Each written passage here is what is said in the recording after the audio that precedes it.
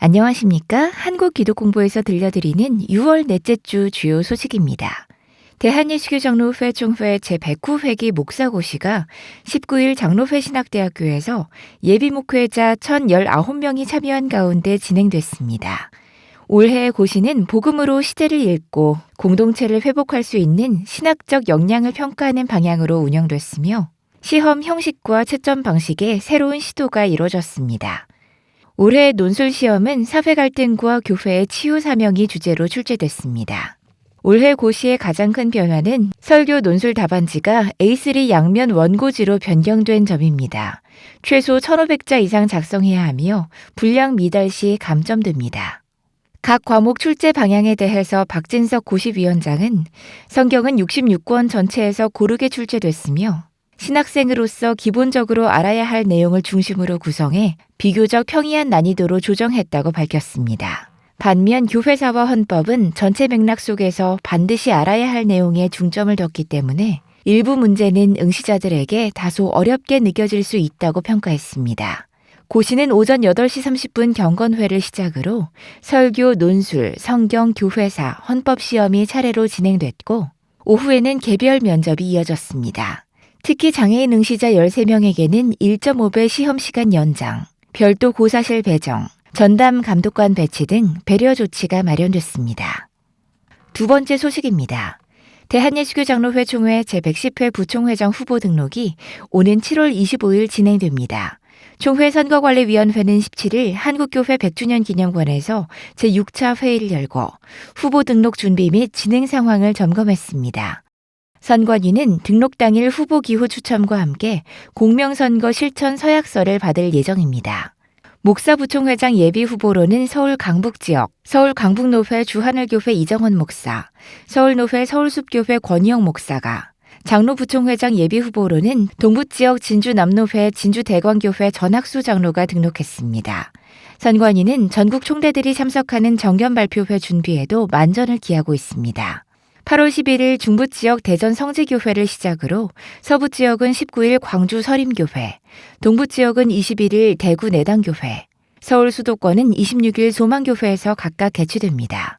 아울러 총대들에게 후보 정보를 효율적으로 제공하기 위해 선관위는 8월 초 부총회장 후보 선거 홍보물을 제작해 발송하기로 했습니다. 불법 선거운동에 대한 감시와 단속도 강화됩니다. 7월 2일에서 4일 전국 장로 수련회와 8월 27일에서 29일까지 열리는 남선교회 전국연합회 제101주년 기념 전국대회 기간 중 특별 단속을 실시합니다.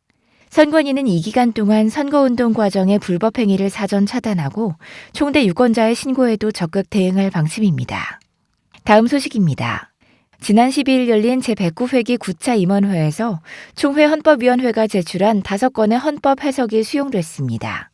이번 해석은 비대면 회의의 효력, 당회장 자격 요건, 기소 후 재판 시한, 사고교회 판정 기준, 임시당회장 직무 범위 등 교회 행정 및 7.2회 운영에 직결되는 핵심 사안을 다뤘습니다. 먼저 비대면 회의에 대해서는 회칙을 따라야 효력이 인정된다고 해석했습니다. 비대면 회의의 적법성에 대해 헌법위는 헌법정치 제26조와 장로회 각 7.2회 및 산하기관 회의규칙 제13조를 근거로 비대면 회의는 원칙적으로 지양돼야 하나 회칙과 규정이 허용되는 경우 예외적으로 가능하다고 해석했습니다. 판결 기한을 묻는 질의에 대해서는 헌법위는 우선 기소일로부터 당회 재판국은 60일 이내, 노회 재판국은 90일 이내에 판결을 내려야 하며 항소심 및 상고심은 접수일로부터 4개월 이내에 판결을 완료해야 한다고 밝혔습니다. 분규 시 담임 목사의 지위에 대한 해석도 나왔습니다. 헌법 시행규정 제33조 제5항을 근거로 헌법위는 교회가 계속된 분규나 분쟁으로 인해 정한 기간 내 정상적인 당회 또는 재직회를 개최할 수 없거나 재직회를 정상적으로 운영하지 못해 담임 목사 연임 청빙 여부를 결정하지 못한 경우 헌법 시행규정 제33조 제5항을 준용해 담임 목사의 지위는 적법한 연임 청빙 절차가 종료될 때까지 자동 연장되는 것으로 본다고 해석했습니다. 다음 소식입니다. 새벽 예배, 주일 예배 등 교회 유튜브 방송 중 부적절한 영상이 송출되는 사건이 잇따라 발생했습니다. 각 교회는 해킹 세력의 소행으로 추정하고 경찰에 수사를 의뢰했습니다. 본교단 평남노회 온누리교회에 따르면 지난 18일 새벽 예배 유튜브 실시간 방송 중 북한 인공기 영상이 송출되는 사고가 발생했습니다. 사고 경위서에 따르면 인공기 영상은 28분 56초부터 배경음악과 함께 흘러나왔고 약 22초간 송출되다가 정상 화면으로 전환됐습니다. 같은 날 대한예수교장로회 합동 내수동교회에서도 유사한 사건이 발생했습니다. 다만 송출된 영상의 내용은 다른 종류의 것으로 알려졌습니다. 교회 측의 재발 방지 노력에도 불구하고 해킹 세력의 공격은 이후로도 이어졌습니다. 온누리교회는 22일 주일 예배 유튜브 방송에 대한 해킹 시도가 계속되자 중계를 중단하고 CGN의 OTT 플랫폼인 퐁당을 통해 영상을 송출했습니다. 같은 날 내수동교회도 재차 해킹 공격을 받고 주일 예배 라이브를 중단하는 일이 발생했습니다. 교회 측은 해킹 세력의 소행이라고 보고 있다며 현재 수사를 의뢰한 상태라고 밝혔습니다.